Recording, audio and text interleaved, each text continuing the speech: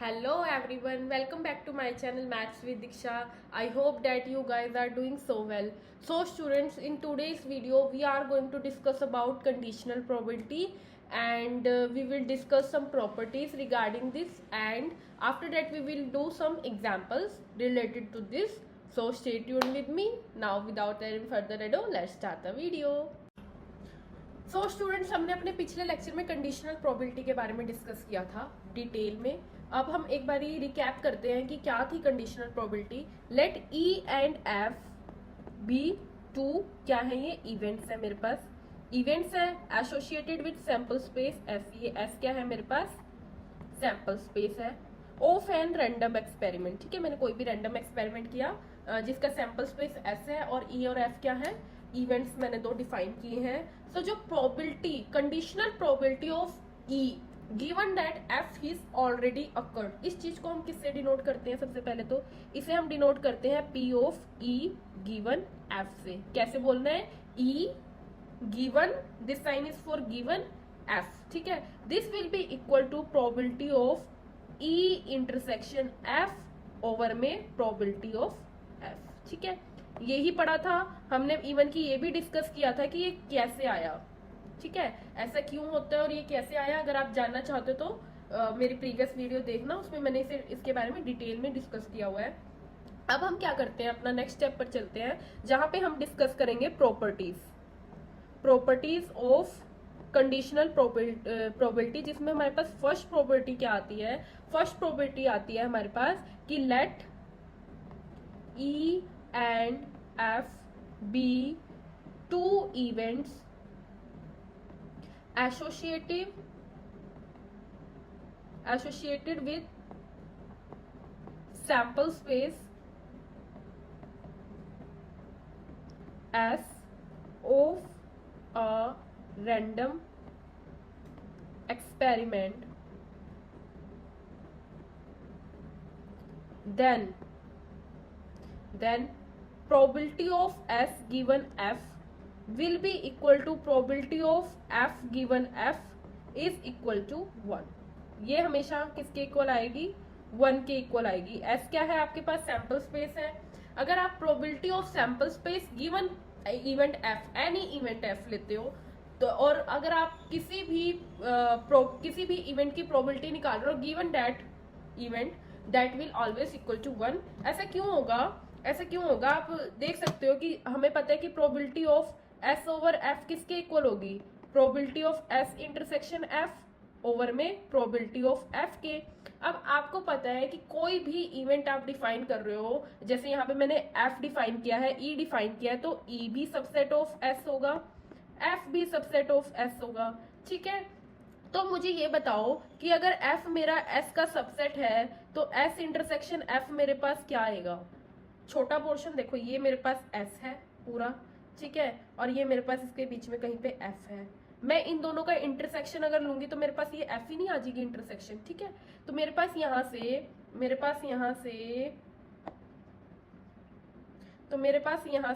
ये किसके इक्वल आ जाएगा, S intersection F, ultimately F के ही इक्वल आ जाएगा, ठीक है. तो यहाँ से ये किसके इक्वल हो जाएगा, पी ऑफ एफ ओवर में P of F, and that will be equal to 1. इससे ये कैंसिल आउट हो जाएगा, ठीक है. तो पहला तो यहां से आ गया हमारे पास. अब अगर मैं दूसरे की बात करूं, P of F given F, तो B of F given F किसके इक्वल होगा, F given F, that will be equal to P of F intersection F over में P ऑफ एफ. अब किसी सेट की खुद से ही इंटरसेक्शन निकाल रहे हैं तो वो सेट खुद ही आ जाएगा. So this will be equal to P of F over में P ऑफ एफ, ठीक है. सो इसको कैंसिल आउट करेंगे तो मेरे पास अगेन 1 आ गया, ठीक है. तो ये फर्स्ट प्रॉपर्टी होती है आपकी कि कोई भी इवेंट आपने एफ डिफाइन किया है on a sample space S, then जो कंडीशनल प्रोबेबिलिटी होगी एस की गिवन एफ और conditional probability of F given F is equal to 1, ठीक है. This is your property number 1. अब हम प्रॉपर्टी नंबर 2 पे जाते हैं. वेरी इंटरेस्टिंग प्रॉपर्टी 2, ठीक है. इसमें क्या है, let A and B be two events, ठीक है, associated with sample space S and E be the event of S, E be the event of S such that जो probability of E है that is your non-zero, ठीक है। then हमारे पास क्या होता है, probability of A union B given E will be equal to probability of A given E plus probability of B given E minus probability of A intersection B given E, ठीक है। ये होता है आपके पास। अब ये स्टूडेंट्स आपको कुछ जाना पहचाना सा नहीं लग रहा? जैसे ये चीज आप पहले भी कई बार कर चुके हो, बहुत बार, और आगे भी कई चीजों में करोगे। आगे भी वेक्टर स्पेस क्या और जगह, सारी जगह ये चीज यूज होता है। तो है क्या, ये कब पढ़ा था हमने ऐसा कुछ? हमने ऐसा कुछ तब पढ़ा था जब हमने सेट थ्योरी पढ़ी थी। सेट थ्योरी में क्या था, हमारे पास ये एक सेट होता था, ठीक है। इसके बीच में ये कहीं पे ए होता है और ये कहीं पे बी होता है, ठीक है। और ये जो इसके बीच का पोर्शन है ये that will be your A intersection B, ठीक है। तो आपने तब पढ़ा था कि number of elements of A union B will be equal to number of elements in A plus number of elements in B minus number of elements in A intersection B, है ना। ये पढ़ा था आपने सेट थ्योरी में। Same चीज आपने probability के केस में भी पढ़ी थी। क्या पढ़ा था? Probability of A union B will be equal to probability of A plus probability of B minus probability of A intersection B, ठीक है। अब सेम चीज हमारे पास कंडीशनल प्रोबेबिलिटी के केस में भी है। हमारे पास क्या है कि probability of A union B given E will be equal to probability of A given E plus probability of B given E minus probability of A intersection B given E, ठीक है। अब इस केस में आपने एक और चीज पढ़ी थी, जैसे यहाँ पे तो ये दोनों के बीच में कॉमन पोर्शन आ रहा है, तो आपने एक ये भी पढ़ा था उस टाइम कि अगर दोनों सेट्स, ठीक है, ये ए है ये बी है, तो दोनों का इंटरसेक्शन क्या आ गया? एम्प्टी आ गया। तो इस केस में हमारे पास क्या आता है? इस केस में हमारे पास आता है कि number of elements of A union B will be equal to number of elements of A plus number of elements of B, क्योंकि ये पोर्शन क्या हो जाता है, ये तो हमारे पास जीरो है। इस केस में कोई कुछ भी कॉमन नहीं है दोनों में। सेम चीज हमारे पास प्रोबेबिलिटी के केस में भी था कि if A intersection B equal to empty then क्या होता था? Probability of A union B will be equal to probability of A plus probability of B, क्योंकि इस केस में हमारे पास probability of A intersection B क्या हो जाएगी? जीरो हो जाएगी, ठीक है। अब सेम चीज हमारे पास यहाँ पे भी आती है कंडीशनल प्रोबेबिलिटी के केस में। अगर हमारे पास ए इंटरसेक्शन बी डिसजॉइंट है, म्यूचुअली डिसजॉइंट सेट है। डिसजॉइंट होने का मतलब क्या है कि दोनों के बीच में कुछ भी इंटरसेक्शन में नहीं आ रहा, एम्प्टी इंटरसेक्शन है, तो उस केस में तो उनकी जो कंडीशनल प्रोबेबिलिटी हो जाएगी ए इंटरसेक्शन बी गिवन है ई, वो जीरो हो जाएगी। तो यहां से हमारे पास आ जाएगा if A and B are disjoint then हमारे पास क्या आ जाएगा कि probability of A union B given E will be equal to probability of A given E plus probability of B given E, ठीक है। ये आप अपने जो हमने पहले रिजल्ट पढ़े हैं उन्हीं से कनेक्ट कर सकते हो इन दोनों रिजल्ट्स को, ठीक है। Okay, this is your property number 2। अब हमारे पास हमारी लास्ट प्रॉपर्टी आती है which is our property number 3। ये क्या कहती है? ये कहती है कि probability of E complement E prime E dash, you can say anything, over given F will be equal to 1 minus probability of E given F, ठीक है। ये कहती है। अब आपको सबसे पहले तो कॉम्प्लीमेंट का पता होना चाहिए कि E dash E prime E complement होता क्या है, ठीक है। तो मान लो आपके पास क्या है, सेट थ्योरी से इसे कनेक्ट करते हैं, ठीक है, जैसे हमने सेट थ्योरी में पढ़ा है। ये हमारे पास मान लो एक यूनिवर्सल सेट है, ठीक है, this is your universal set, और यहाँ पे आपका कहीं पे ये क्या है? ई सेट है, ठीक है। तो इस ई का जो ये बाहर का पोर्शन होगा ना, ये portion that will be your E dash, ठीक है। तो कोई सेट यूनिवर्सल सेट है, उसमें से आपने ई को बाहर निकाल दिया, तो अब जो पोर्शन बचा, जो एलिमेंट्स बचेंगे, that will be your E prime या ई कॉम्प्लीमेंट, ठीक है। ई कॉम्प्लीमेंट हम उसे कहते हैं तो बेसिकली क्या है, यहाँ से आप क्या ऑब्जर्व कर रहे हो, यहाँ से आप दो चीजें ऑब्जर्व कर पा रहे हो क्लियरली। जो पहली चीज है वो ये है कि E intersection E dash is always empty. दोनों के बीच में कुछ भी कॉमन नहीं आएगा, क्योंकि जो E है वो कभी भी E डैश नहीं हो सकता। E के बाहर का पोर्शन ही तो E डैश है, तो दोनों के बीच कभी कुछ कॉमन तो आ ही नहीं सकता। जो E है वो कभी E डैश नहीं बन सकता, जो E कॉम्प्लीमेंट है वो कभी E नहीं बन सकता। पहला रिजल्ट तो ये हुआ। दूसरा रिजल्ट हमें यहाँ से पता चल रहा है कि E की जब आप E प्राइम E कॉम्प्लीमेंट के साथ यूनियन करोगे then that will be equal to universal. ठीक है, अब अगर मैं प्रोबेबिलिटी की बात करूं, प्रोबेबिलिटी में हमारे पास यूनिवर्सल सेट क्या डिनोट करता है, सैंपल स्पेस। हम सैंपल स्पेस से बाहर नहीं जा सकते, जितने भी हमारे इवेंट्स हैं वो सारे के सारे सैंपल स्पेस से ही बनते हैं। ठीक है, तो उस केस में हमारा, अब इस केस में हमारा जो सैंपल स्पेस है that will be our universal set. ठीक है, तो हमारे पास क्या है यहाँ पे, E कोई इवेंट है और उसका कॉम्प्लीमेंट की बात कर रहे हैं हम। ठीक है, try to connect the things. तो यहाँ पे हमारे पास क्या बता रहा है कि वो probability of E complement given F will be equal to 1 minus probability of E given F। ठीक है, तो इसका प्रूफ देखते हैं। बहुत सिंपल सा, बहुत इजी प्रूफ है। क्या है कि अभी अभी हमने फर्स्ट प्रॉपर्टी में पढ़ा है कि probability of S given F will be equal to 1, पढ़ा था यहाँ पे हमने अभी अभी। ठीक है, ये चीज S given F equal to 1। ठीक है, तो ये चीज मैंने यहाँ पे लिखी। अब मेरे को पता है कि E complement union E will be equal to S। Sample space universal set के इक्वल आता है, अभी अभी हमने देखा। दो कंडीशंस निकाली थी ना, तो उसमें से एक ये थी। तो यहां से मैं कह सकती हूँ, यहां से मैं क्या S की जगह E prime union E replace कर दूं इधर। ठीक है, कर सकती हूँ मैं ऐसा। तो मैं क्या करती हूँ, इस पे लिख देती हूँ P of E union E prime, ठीक है, ओवर में F, this is equal to 1। ठीक है, और अभी अभी हमने क्या पढ़ा है, अभी अभी हमने पढ़ा कि जो हमारा A union B given E होता है वो किसके इक्वल होता है, इस पूरे के इक्वल होता है। पर होल्ड ऑन, हमारे पास क्या है, हमारे पास दो रिजल्ट्स आए थे। पहला रिजल्ट तो ये आया था कि दोनों की यूनियन करेंगे ऐसा आ जाएगा, बट दूसरा रिजल्ट मेरे पास ये भी तो है कि E प्राइम का जब हम E के साथ इंटरसेक्शन करेंगे that will be empty. So that means these two sets are disjoint sets. और डिसजॉइंट सेट के केस में हमारे पास क्या फार्मूला बना था, दिस, ये फार्मूला बना था। सेम हम यहाँ पे अप्लाई करके लिख देते हैं। तो मेरे पास क्या आएगा, P of E given F plus B of E prime given F। ठीक है, अब यहाँ से मेरे को क्या चाहिए, मेरे को तो E प्राइम गिवन F चाहिए, और ये किसके इक्वल आ गया, 1 minus P of E given F के। ठीक है, so this is your property number last which is third property. बहुत इंटरेस्टिंग था अब तक जो भी हमने पढ़ा, बहुत इजी है। तो अब हम चलते हैं स्टूडेंट्स एग्जाम्पल्स की तरफ।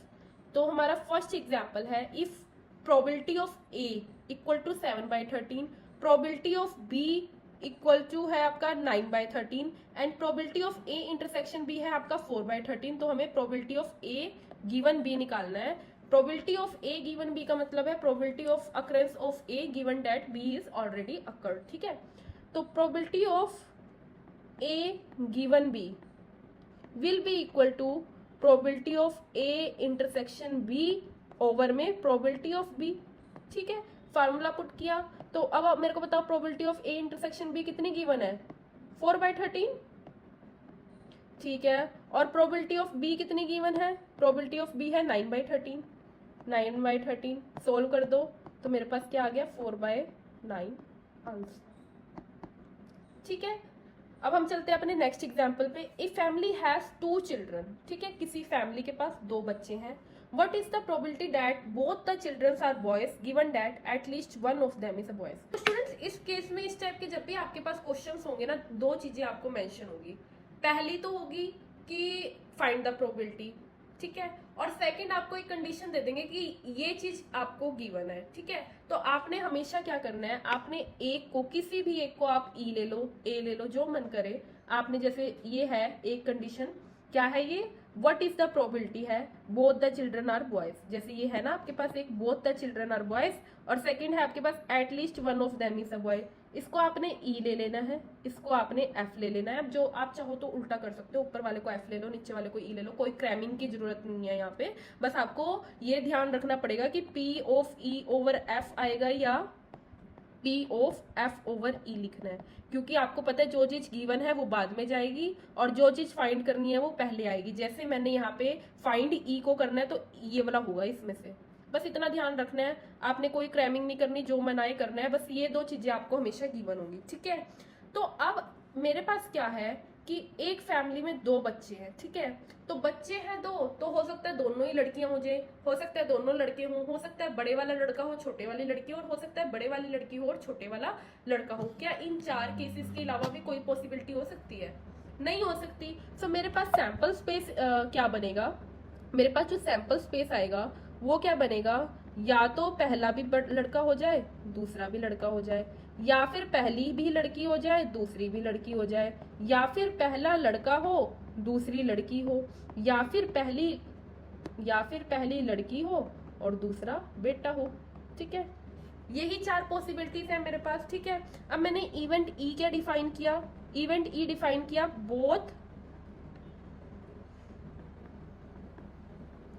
Both the children are boys, ठीक है। अब मुझे बताओ क्या सेट बनेगा, कौन सा ऐसा एलिमेंट है जिसमें दोनों लड़के हैं, ये एलिमेंट है, ठीक है। तो इसका सेट में क्या आएगा, सिर्फ एक ही एलिमेंट आएगा b1 b2, ठीक है। एफ इवेंट मैंने डिफाइन किया, at least one of them is a boy, at least one of them is a boy.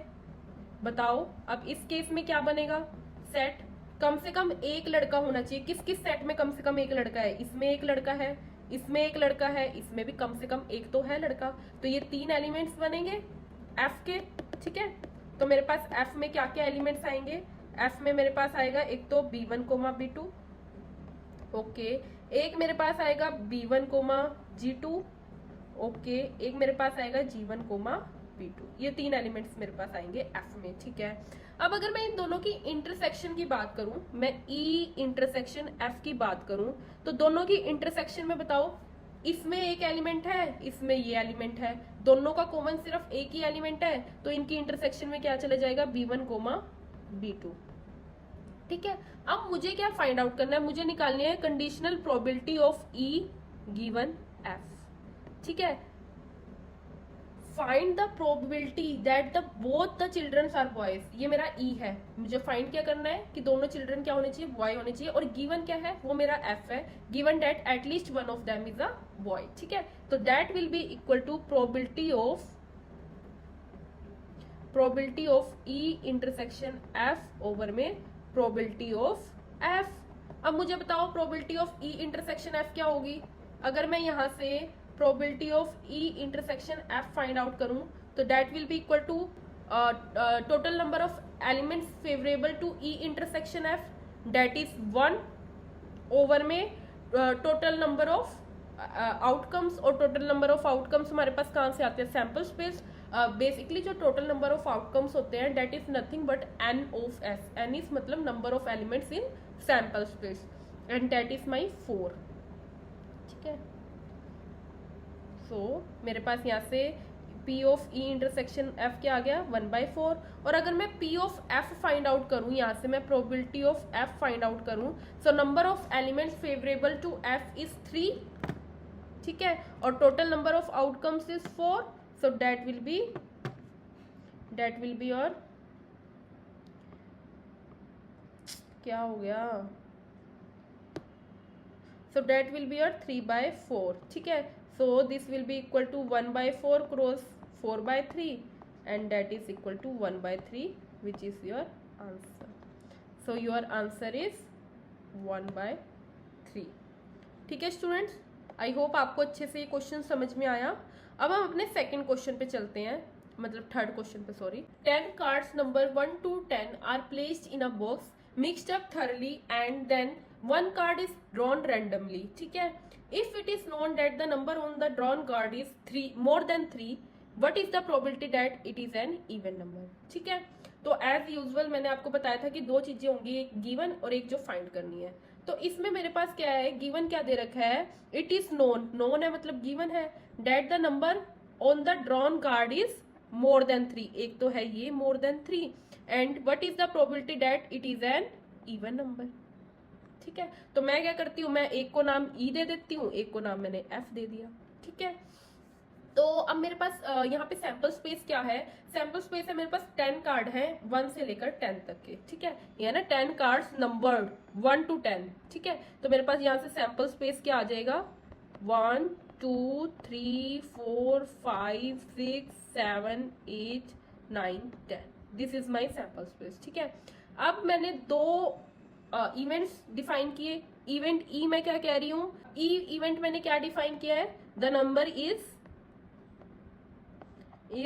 N even number, ठीक है, इवन नंबर है। और इवन नंबर्स मेरे पास क्या क्या है 2 4 6 8 और 10, ठीक है।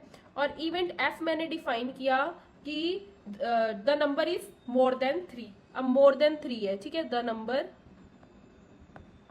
इज मोर देन 3, ठीक है। तो इस केस में क्या सेट बनेगा 3 से ज्यादा, मोर देन 3, तो मोर देन 3 में क्या आएगा 4 5 6 7 8 9 10, ओके, मेरे पास ई भी आ गया एफ भी आ गया। अब अगर मैं ई इंटरसेक्शन एफ की बात करूं तो ऐसे नंबर जो दोनों में कॉमन है, तो मैंने देखा 2 तो नहीं है कॉमन, 4 दोनों में है, 6 है कॉमन, 8 है कॉमन और 10 कॉमन है, तो दोनों के इंटरसेक्शन में क्या आ गया 4 6 8 10, ये दोनों के इंटरसेक्शन में चला गया, ठीक है।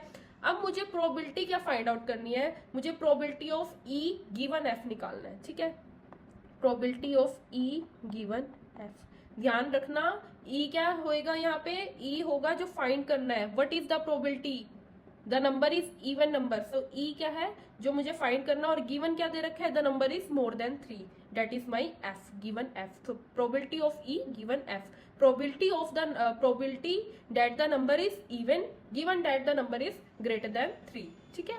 so this will be equal to probability of e intersection f over में probability of f। अब मुझे पता है दोनों की इंटरसेक्शन का क्या, यहाँ से अगर मैं probability of e intersection f निकालूंगी, so total number of elements favorable to e intersection f 1 2 3 4, over में total number of outcomes 10, this will B, चलो नहीं करते, ओके। उसके बाद प्रोबेबिलिटी ऑफ एफ क्या आएगी मेरे पास, यहाँ से अगर मैं probability of F find out करूंगी तो total number of elements favourable to F which is 1 2 3 4 5 6 7, over में total number of outcomes that is 10, ठीक है। तो यहाँ से मेरे पास probability of E intersection F ये आई और प्रोबेबिलिटी ऑफ एफ ये आई, तो इसे पुट कर देते हैं 4/10 ओवर में 7/10, 10 से 10 कैंसिल आउट, तो मेरे पास 4/7 आंसर आ गया, ठीक है। So this is my answer 4/7। Okay students, अब हम चलते हैं अपने नेक्स्ट क्वेश्चन पे, that is my fourth question.